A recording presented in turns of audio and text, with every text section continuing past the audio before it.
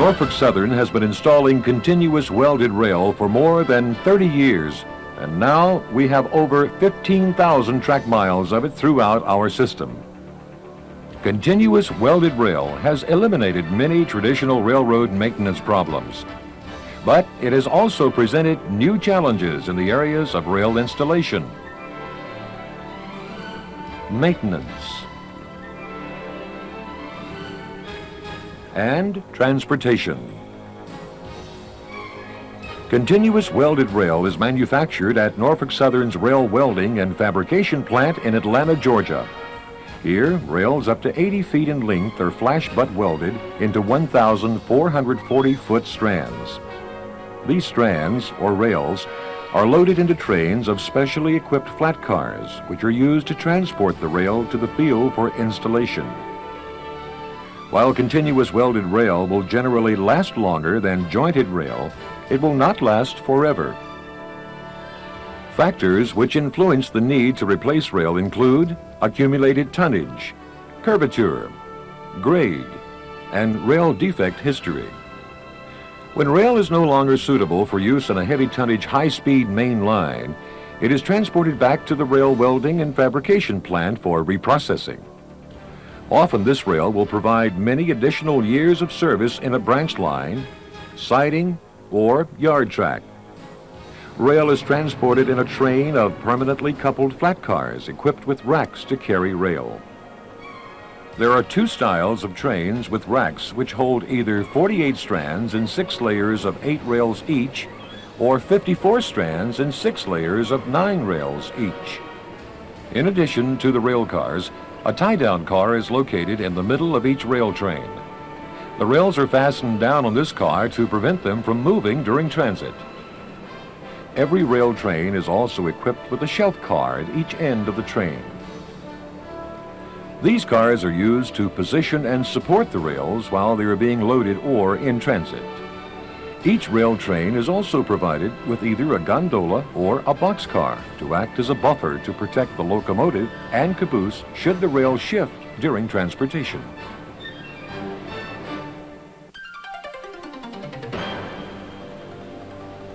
Field loading of rail is a very complex operation using highly specialized machinery. Each rail pickup unit consists of a pusher car, companion cars, and a threader or skinny car. The pusher car is equipped with a diesel-powered hydraulic system which controls the rail loading operation. Each side of the pusher unit is equipped with 4 large steel wheels that hydraulically clamp the rail with 50,000 pounds of force in order to propel it forward or backward during the loading operation. There are 2 companion cars in each rail loading unit. A companion car is located on each end of the pusher car to position rail while it is being loaded. The threader or skinny car is the lead car in the loading process and is used to line up rails as they are jointed together during loading. The threader car is equipped with 2 knuckle booms, one on each end of the car. The knuckle boom is used to handle rail ends.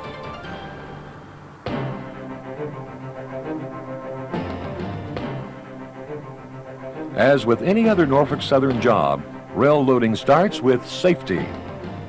Every morning you should perform your stretching exercises. Always use the proper personal protective equipment. Before beginning the loading operation, make sure that you have a clear understanding of what is to be done. Remember to use proper lifting techniques when loading tools and materials onto the train. All applicable Norfolk Southern safety rules and job procedures should be thoroughly explained to employees who do not regularly work with the pickup unit. Check machinery lubricant and fluid levels.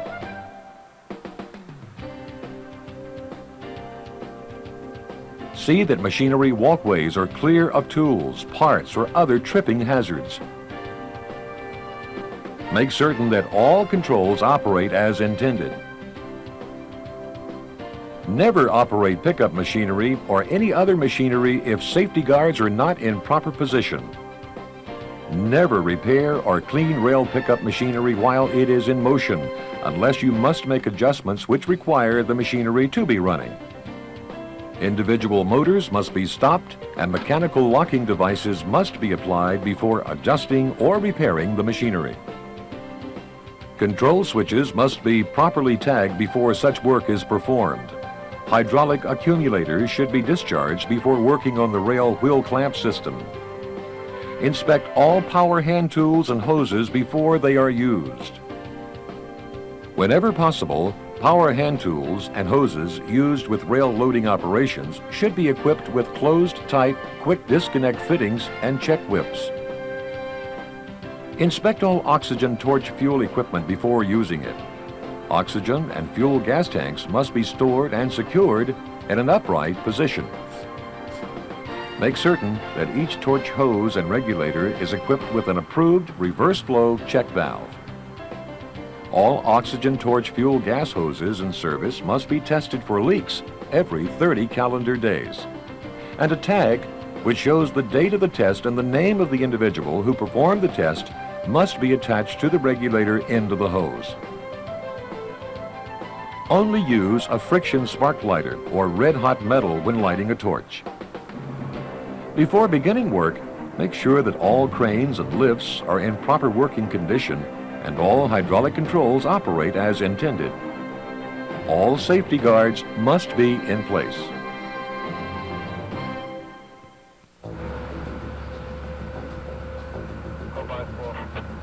Good communication is necessary in order to safely and efficiently load rail. Each member of the pickup crew must have a multi-channel radio in good working condition. You must test your radio to make sure it transmits and receives properly before beginning work. Before beginning to load rail, the rail loading supervisor should instruct the work train crew on the work to be performed.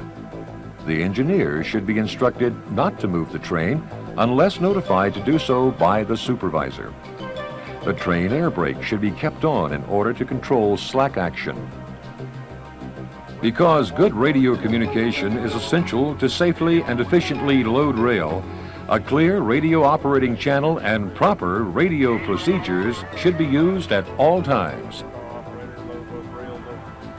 Finally, the supervisor should review train and engine safety with all maintenance department crew members. Always properly mount and dismount rail cars and engines and maintain a secure handhold when working on cars or engines. Keep your hands and feet clear of all moving machinery parts and pinch points.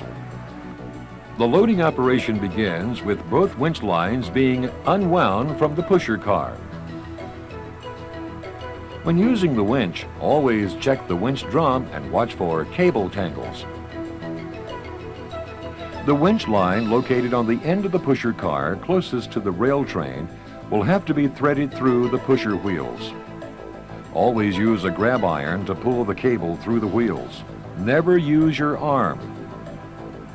Feed both lines through the threaded boxes, making sure you have a good handhold as you walk along the pickup cars. Once the winch lines are in place, lift the end of the rail with one of the knuckle booms on the threader car.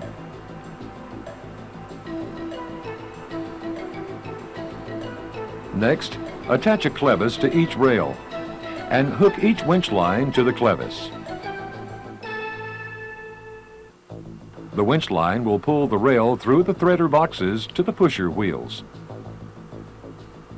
Do not align yourself directly with the winch cable while it is under load. Employees working around the winch operation should remain safely behind the pulling point of the winch hook in order to avoid injury if the cable should break. Hydraulically controlled movement of the threader boxes allows the rail to be properly aligned during the winching process. A Nolan clamp must be used to pull the rail into the other set of pusher wheels.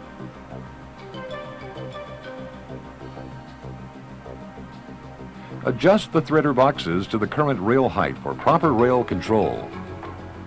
Prior to pushing the rail into the rail train, a guide shoe must be fastened to the rail end. This device helps prevent the rail end from becoming caught or jammed during the loading process by guiding the rail into its proper rollers. It may be necessary to cut a bolt hole in the web of the inbound rail end in order to mount a guide shoe. Make sure the guide shoe is in good condition. Guide shoes should fit flush against the rail end with the bottom lip of the shoe under the base of the rail. There should not be a gap between the back end of the shoe and the rail end. Once the guide shoe is properly installed and clearance is received from all involved employees, the pusher machine operator may begin to load the rail. He must immediately stop all operations if he is ever in doubt about anything at any time during the rail loading process. The center rails of each layer on a rail train should always be loaded first to provide guide rails for the remaining rails on that layer. When possible, the center rail should be loaded while the rail train is on a tangent track.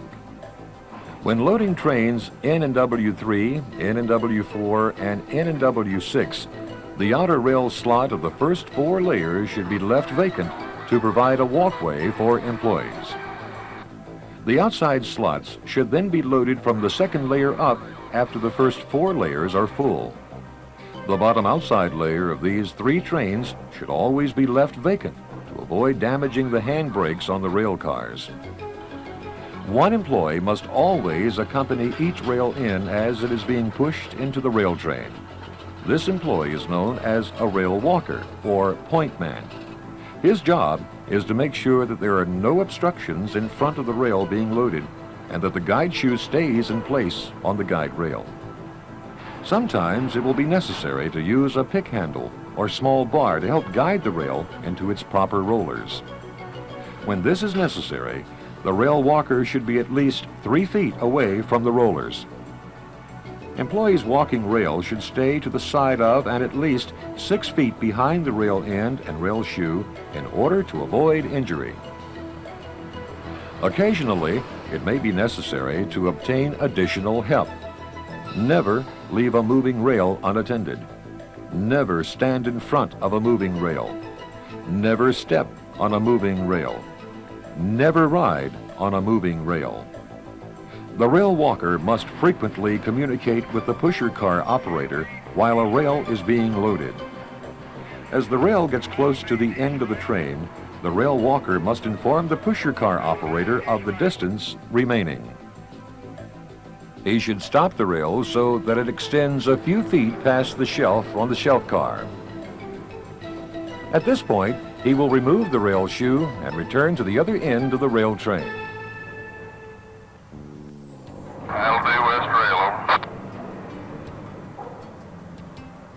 After the rail has been stopped by the rail walker, the tie-down employee will notify the rail train supervisor that no wells or rail joints are located at the tie-down point.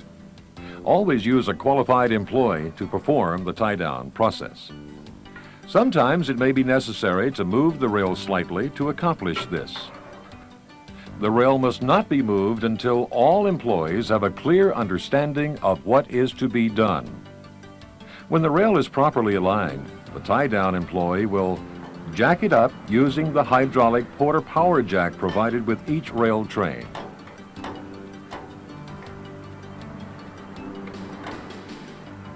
The tie-down employee will then use a wire brush to clean the top base of the rail. Insert one of the large pieces of masonite under the rail with the rough side up and lower the rail onto the shelf. The small pieces of masonite are placed between the tie-down pads and the top base of the rails with the rough side to the rail. Masonite is provided with each rail train because it helps prevent the rail from sliding after it has been secured. With the rail in position and centered between the bolt holes, the tie-down employee will apply rail tie-down pads by hand-starting the bolts and tightening them with the air impact wrench. An impact wrench is provided with each tie-down car. Tie-down personnel must always keep hands, feet, tools, and hoses clear of moving rails. The tie-down employee must never leave his station without informing the rail train supervisor or the pusher machine operator. The rail train must not be moved until the tie-down employee has informed the rail train supervisor that he is in the clear and the operation is complete. Each rail is marked with a green paint stripe at its tie-down point. These stripes provide a reference point for track supervisors to ensure that the rails are still secure as they inspect rail trains at all terminals in accordance with Norfolk Southern Maintenance Department instructions. After rails have been loaded and secured, the rail train supervisor will check the rails to see that they are properly loaded and tied down.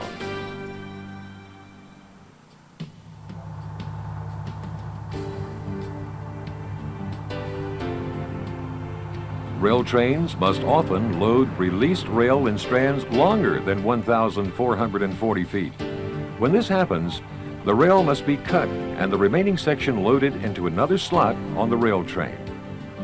After the rail has been stopped and properly supported by the shelf on the shelf car, the employee designated to cut the rail will determine where he should make his cut. He should cut the rail to leave a few feet extending beyond the shelf of the shelf car. To ensure that this can be done safely, he should make certain that the rail is supported on both sides of the cut in order to minimize rail movement. For best protection, he should position himself between the cut and the shelf. Never stand or cut between rails being loaded. Never walk under a rail train elevator. Follow all applicable Norfolk Southern safety rules and procedures when torch cutting rail. Never stand in line with bolts that are being cut. After the rail has been cut, the pusher machine operator should line the rail up for its next slot. Then the employee designated to cut the rail should torch cut a hole in the web of the inbound rail end in order to bolt on a guide shoe. With the shoe properly in place, the pusher machine operator may then load the rail into the slot next to the previously loaded rail. Make sure that the elevator areas on the shelf cars are kept clear of debris. Released rail is often picked up in pieces less than 1,440 feet long. When this happens, it is necessary to join the pieces together in order to fill out a slot in the rail train. Cut bolt holes into the web of each rail. Then loosely fasten joint bars to the rail being held in the threader boxes. The knuckle boom on the threader car is used to hold up the next piece of released rail, while the pusher car operator uses the threader boxes to match up the rail currently in the train. Never move the rail while the knuckle boom rail dogs are attached. Always use an employee qualified to operate the knuckle boom. After the rail ends are butted up, fasten the remaining track bolts and use an impact wrench to tighten all bolts in the joint. Use 2 bolts and lock washers on each end in the joint. All 4 bolts should be applied with the nuts to the field side.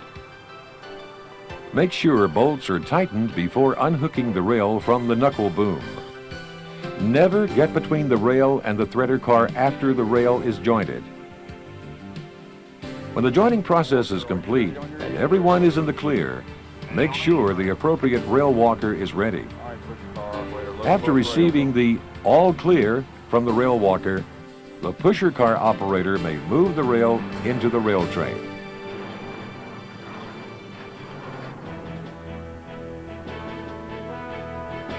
Although rail loading is a complex process, it can be performed safely and efficiently if the steps in this program are carefully followed.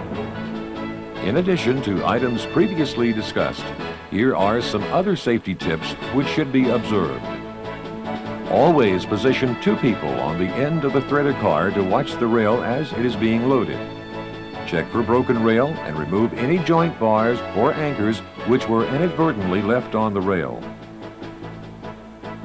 Never use the work train to shove rail into the rail train. Never stand between the moving rails when you are on the ground. Never sand rails from the side of the pusher wheels.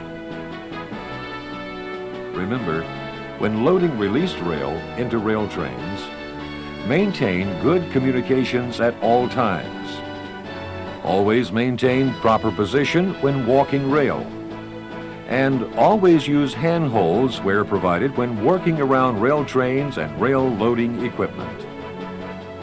The Norfolk Southern team believes that no job is so important, no service is so urgent that we cannot take the time to perform our work safely. You are part of the team. Remember, our continued success depends on you.